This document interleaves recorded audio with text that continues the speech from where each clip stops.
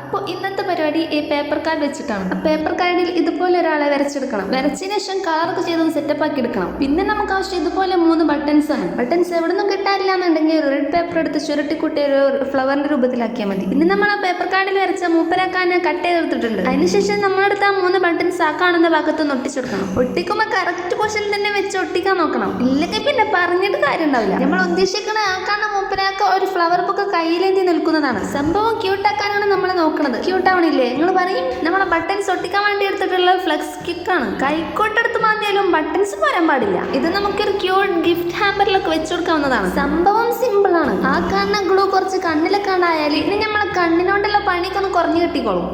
പറഞ്ഞു വന്നത് ഗ്ലൂ എടുത്ത് കണ്ണിലൊന്നും തേക്കണ്ടെന്നാണ്. അപ്പൊ ഇതാണ് നമ്മുടെ ക്യൂട്ട് മൂപ്പരാക്ക. ഈ കാണുന്ന മൂപ്പരാക്കാണ് വേണമെങ്കിൽ നമുക്ക് ചെറിയൊരു ഗിഫ്റ്റ് ഒക്കെ ആയിട്ട് കൊടുക്കാം. അപ്പോൾ ഇന്നത്തെ നമ്മുടെ ക്യൂട്ട് മൂപ്പരാക്കാൻ ഇഷ്ടപ്പെട്ടിട്ടുണ്ടെങ്കിൽ ലൈക്കും സബ്സ്ക്രൈബ് ഒക്കെ ആയിക്കോട്ടെ.